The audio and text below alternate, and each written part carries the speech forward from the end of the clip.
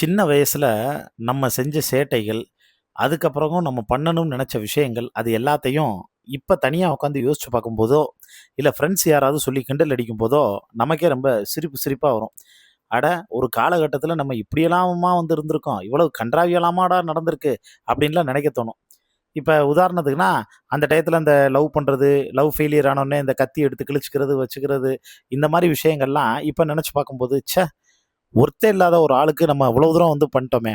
அப்படிங்கிற அந்த மனநிலைமைலாம் நெறைய பேருக்கு வந்து வருங்க. அதே மாரி தான் இப்ப நம்ம தளபதி விஜயோட பையன் ஜேஷன் சஞ்சய். அவருக்கு சின்ன வயசுல நடந்த ஒரு சுவாரஸ்யமான சம்பவம்.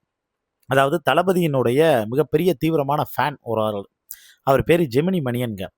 அவரு தளபதி விஜய பார்க்கறக்கு பலமுறை ட்ரை பண்ணியிருக்காரு. ஆனா பார்க்க முடியல. இப்ப ஜேஷன் சஞ்சய் வந்து பார்த்தோன்னா, ஸ்கூலுக்கு போவார்ல, தளபதி விஜய் என்ன பண்ணுவாருன்னா, எப்பயுமே தன்னோட செக்யூரிட்டிய அனுப்பிச்சு தான் ஜேஷன் சஞ்சய கூப்பிட்டு வர சொல்லுவார்.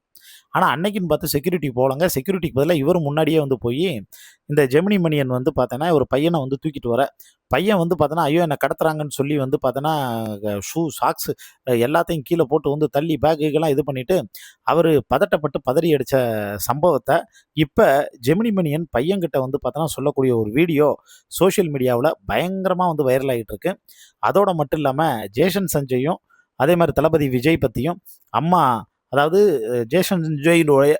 ஜேசன் சஞ்சயோட அம்மா சங்கீதா பத்தியும், அதாவது தளபதி விஜயினுடைய மனைவி, அவங்கள பத்தி கூடுதலான சில அப்டேட் எல்லாமே வந்து கிடைச்சிருக்கு.